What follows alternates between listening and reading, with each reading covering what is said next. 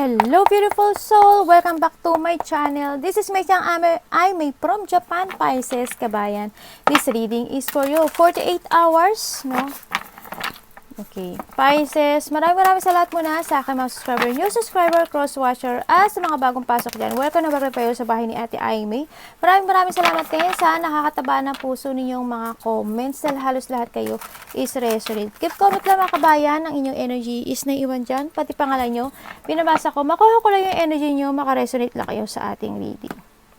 Maraming salamat din sa mga nagpa-personal reading, no? Kung gusto niyo po ng personal reading at energy niyo lang talaga ang gusto niyo makuha natin, nasa baba po ng video to, how to contact me para po sa personal reading. This is a general reading, kabayan Pisces. Kuhanin mo lang ang sayo at itapon ang hindi naman para sa iyo. Maaring ito isa vice versa, maaring energy mo, energy ng person mo, o energy ng malapit sa puso mo. Lawakan natin ang ating isipan, no? Okay, and sa nakikita ko sa baraha mo, andito yung, may mga achievement ako nakikita sa iyo, no? May mga magpo-fulfill, no? Sa nakita ko, maaaring iba sa inyo, may mga pupuntahan kayo exciting na situation, exciting parties, exciting na binyag, exciting, pahantin yung excitement na may kakausapin ka. No, maaring makipagkita ka sa mga friend mo kasi nakikita ko may travel yung iba. Kung hindi man travel sa iba, may mga achievement, fulfillment na magaganap sa buhay mo. No? Yung mga hinihiling mo siguro sa taas, ibibigay niya sa'yo. Hindi man lahat, ibibigay niya sa'yo paunti-unti. And then, magkakaroon ng harmony, peace, yan, nakita ko. May ma-accomplish daw, no? Kasi nakita ko yung iba dito, babalik yung confidence nyo.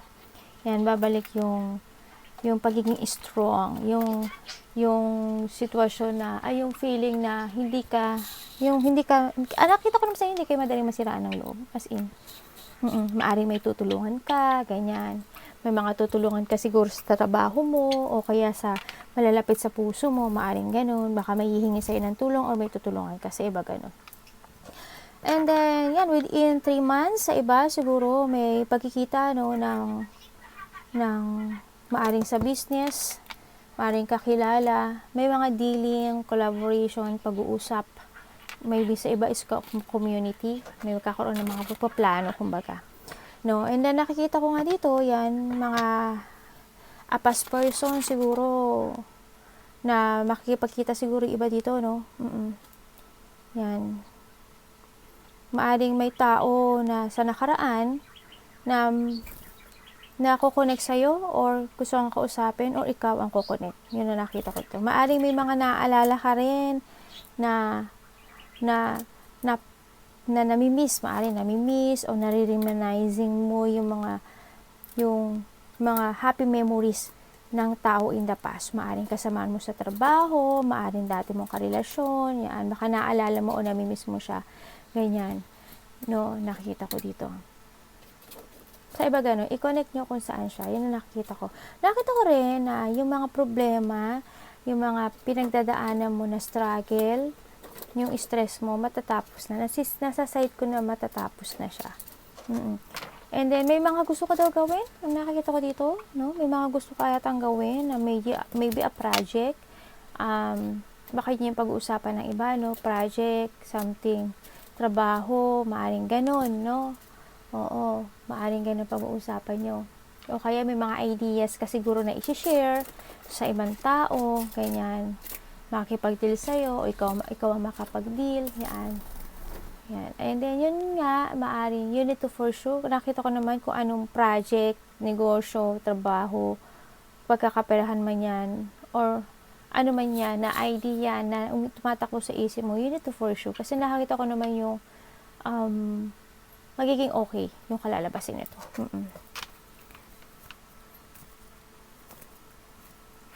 Tingnan natin.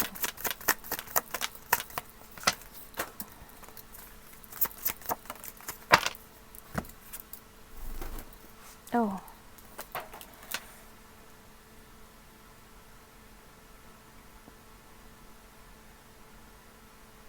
Talagang in the past, ano? Or maaring in the past ito, or or nangyayari o mangyayari pa lang ano sa nakita ko ito. Handun yung part na nakikita ko na nagkaroon ng problema with it comes to money eh. O with it comes to money. Handun yung iba dito parang naghihigpit kayo with it comes to money. Maybe kasi because of the travel o kaya may mga gusto kayong gawing proyekto or mga gustong business or ano man yan. Nakikita ko ito. O baari may gusto kayong tulungan. No? Yan. May nagkakaroon din ng mga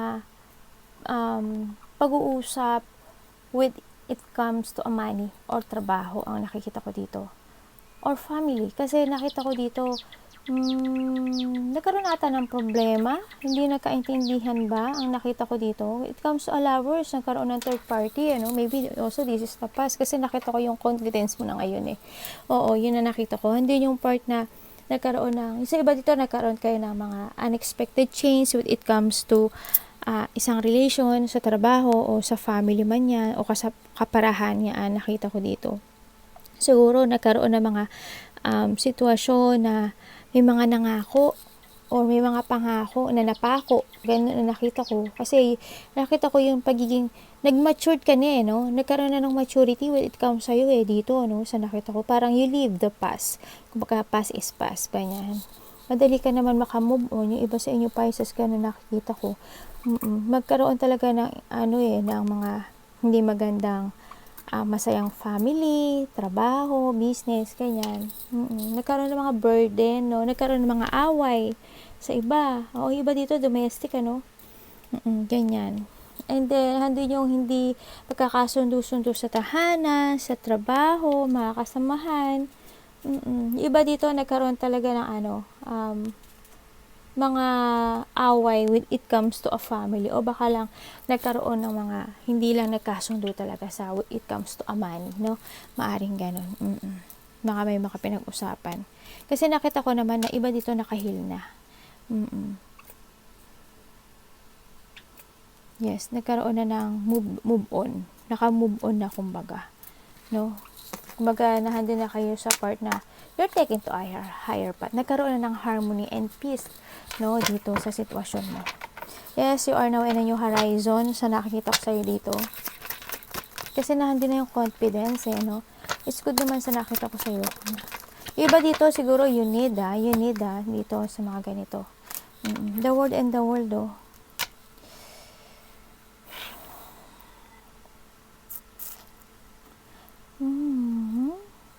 So, sa bad news, ibig sabihin, maybe this is the past o mangyayari pa lang, magkakaroon daw ng bad news. May tao na may bad intention sa'yo.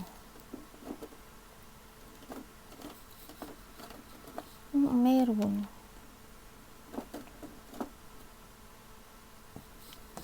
Malayo eh. Past person ba to?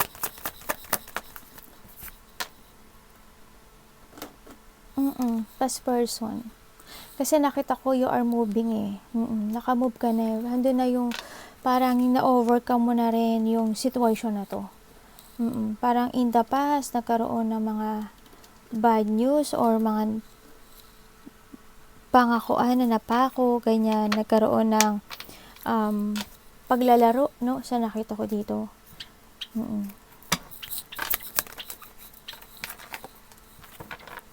Oo, as in, parang, I don't know why, pero parang may tao na nanggamit sa'yo.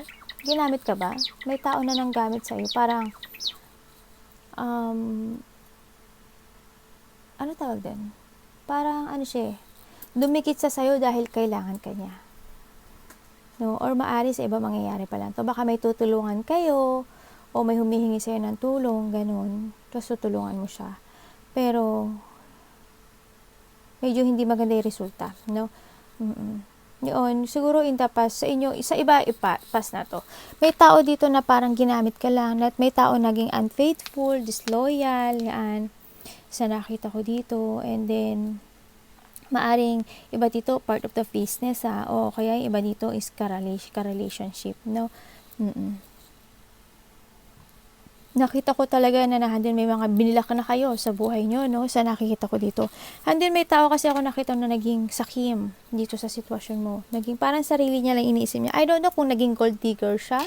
Ang nakita ko to. Pero siya yung tao na parang itong tao na to, manggagamit siya. Didikit siya sa tao na alam niya na may maihita siya. Maari din na nakikita ko dito sa iba na may tao, ako na nakikita na maaring wala siyang trabaho, yan, wala siyang pera, hindi stable lang ano niya, ang situation niya, maaaring ikaw yung tumutulong dito. Maaaring nasa ibang bansa ka o siya yung parang magkalayo kayo, maaaring ganon. No, oo. Maaaring siya yung pupuntahan mo, wala siyang trabaho, tutulungan mo siya, ganon. May corruption din ako nakikita dito. Pero basta sa mga when it comes sa tulong, ingat-ingat din, no? Kasi mahirap na ano na siyempre pinagpaguran natin yun no? Pinagpaguran natin, tapos bigla na lang gano'n, no? May matitigas daw ang ulo, may tao na materialistic, may tao na may mga maduduming gawain, yan. Gold digger, manggagamit, slove, walang pakialam, yan nakita ko. And then, walang awa, may tao na gano'n.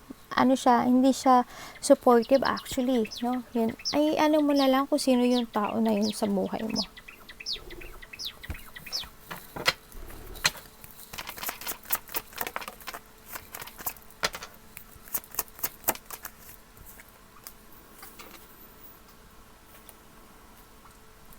Ang galing at 3-3. Siguro nga, no, may mga pagkikita kayo, no, may mga pagkikita talaga na mga kaibigan, yan, malalapit sa puso, kasama sa trabaho, yan. Para may pupuntahan siguro iba kayo na may gathering ba kayong pupuntahan or mag-chill-chill lang kayo, yan, maaring iba dito. Kasi nakita ko may collaboration Oo.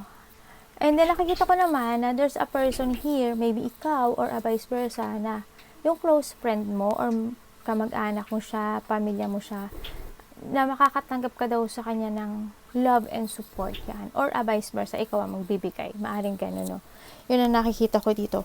When it comes sa mga nakakasalamuha, yung iba sa inyo, hindi kayo showy. I don't know why, pero parang hindi ganun ka showy yung iba lang hindi lahat, na yung totoong feelings. Oo, hindi kayo ganun. Parang you keep your feelings.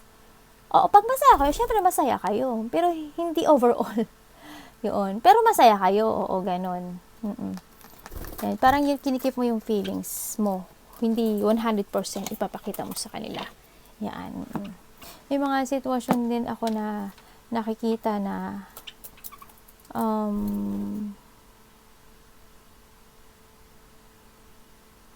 okay. I hope hindi kayo nag-struggle sa money, no? Kasi hindi ko naman nakikita na naghihirap kayo. Kasi alam ko, kaya nyong balansehin yung mga situation, no? Kayo yung tao na kaya nyong balansehin yung mga sitwasyon na pinagdadaanan nyo sa buhay nyo. It's good naman.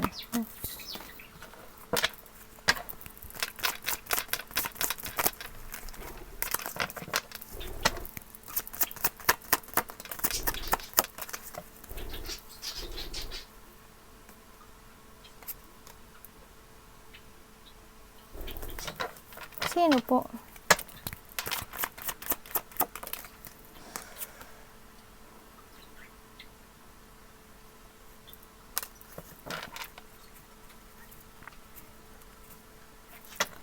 Ano yan?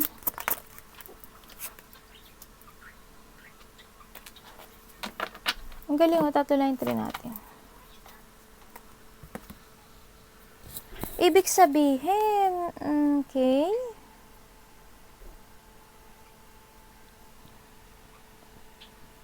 May nangyari in the past na nagkaroon ng mga na mga hindi nyo nag-fail. May mga nangyari in the past na nag-fail talaga sa nakita ko dito. Siguro iba dito nagkaroon ng third party, tapos nagkaroon ng mga options, kumbaga baka ikaw isa ka sa na naging option doon, or when it comes sa trabaho, baka nagkaroon ka ng mga option na pinag-isipan mo talaga. And then now nakita ko naman sa'yo na you living the past naman. You let go the past and kumbaga it's over na kumbaga it's time to make a new journey na kumbaga sa nakikita ko sa'yo dito. Andun na rin yung ano mo, yung iba dito, or you need na magpakatotoo sa sarili mo. Hindi iba sa inyo nagpapakatotoo na sa sarili nila. Kasi kumbaga natuto na sila sa nakaraan sa buhay nila, no? Yan, it's good, no? Kasi nakita ko with the sun, as in, handoon yung, there's a hope, no? There's a hope ako nakikita sa'yo. Oh, may bagong pag-asa ako nakita at liwanag ako nakikita sa'yo, no? Kaso minsan siguro dumadaan ka sa party na naguguluhan ka pa rin. Siguro hindi yung may mga parte pa rin ng buhay mo na na-hurt ka. Kasi andun yung part na parang, I don't know, siguro in the past, talagang hindi na kayo naging stable, no? Maaring hindi na kayo nag-stable ng karelasyon mo, o hindi ka nag-stable sa trabaho mo, ganyan. Pero sa nakita ko naman ngayon, handun na yung pagiging totoo, handun na yung pagbabago, handun na yung communication, handun na yung new beginning, kumaga, na nangyayari sa buhay mo. It's good. And you need to learn, ano? At nakita ko naman iba sa inyo is natuto na kayo sa mga sitwasyon na nangyari sa buhay nyo. Yun ang pinaka-good sa lahat, yung matuto tayo, no? Sa nakaraan. At pumulot ng aral.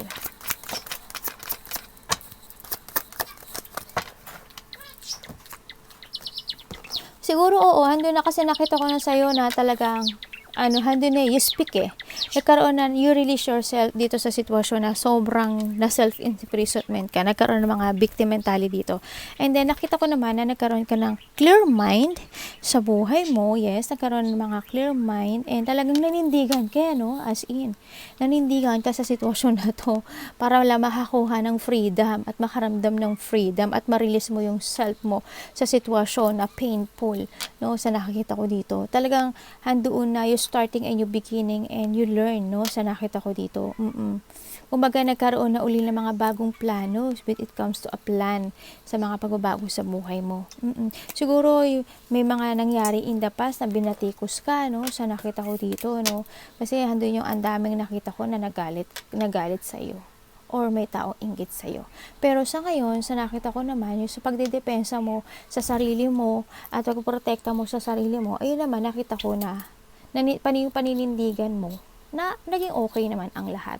Naging okay ang lahat siya. And then, sa nakikita ko din sa iba sa inyo na kasi nagkaroon ng mga challenging, in the past, no, maybe, or mangyayari pa lang sa iba. Nagkaroon ng mga forceful, no. When it comes to sa paninindigan, hindi yung determination, no. Oo, hindi yung determination na, hindi niyo ako mabubuwag kung ano yung gusto ko kasi natuto na ako. Kumbaga, nasa tama ako. Alam kong tama ako. And I want to protect myself sa inyo kung sino man kayo bumabati ko sa akin. Parang gano'n nakita ko. Or maybe there's a situation na nakikita ko na gusto mong ipaglaban. Or may gusto kang protektahan maari sa iba. Maaring kung may anak kayo, you want to protect your loved ones, ganyan, malapit sa puso, yung anak mo, ganyan. Maaring gano'n, no? Sa iba. O kaya, may gusto kang protektahan na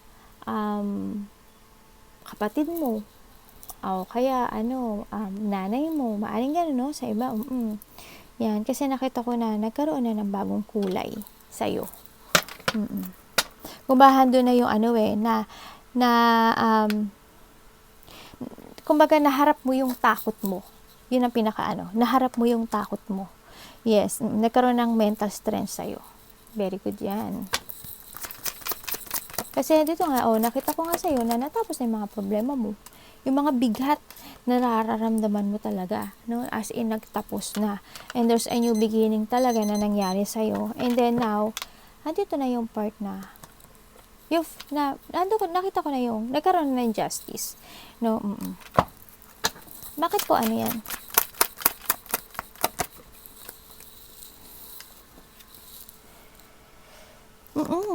Nagkaroon talaga ng away, no, sa nakita ko dito. As in, hindi nagkasundo-sundo dito.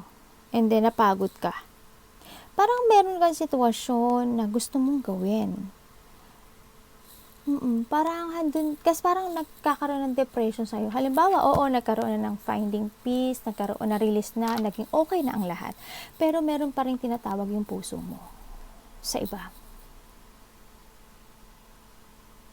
I don't know why, pero nakikita ko dito, andun yung sadness, andun yung sorrow, depression, and then, you want to quit ang nakikita ko eh. You want to quit to something to make a new beginning. Sa iba ganun ha, nakikita ko, ganun. Parang handun na rin sa part ka ng buhay mo, parang pagod ka na, pero gusto mo talaga yung iba. Oo, gusto mo na ma-overcome. Oo, okay naman, nakita ko, it's okay naman, pero iba pa rin yung tinatawag ng puso eh, di ba? Di ba gano'n kasi tayo eh. Parang minsan, nakakaramdam ka na rin siguro ng hopelessness, parang, pagod na ako, pero I need it na matapos yung mga pinagdadaanan ko ngayon. Kumbaga, doon pa lang ka sa party ng buhay. Kasi gusto mo na ng matapos yung mga difficult situation sa buhay mo eh. Kahit na naging okay ang lahat, pero may gusto ka pa rin na gawin. Yun nakikita ko. You feel hurt sa ngayon. You feel hurt pa rin. And you need to learn for the experience, nakikita ko rin dito, whatever na ano man itong sitwasyon mo na kinaharap ngayon. Magplano ka, you need to be careful with your plan. Huwag ka basta-bastang bibitiw sa isang situation na hindi ka sigurado sa pupuntahan mo. Okay? Yun lang ang payo ko sa'yo. Oo. Kailangan mong ma-handle at ma-balance yung sitwasyon mo na meron ka sa ngayon. Nagiging emotional kasi, sa nakikita ko dito. Kumaga disappointment yung, I don't know, may deep hurt sa iba. Oo, sa nakikita ko dito. Arigato namaste, God bless.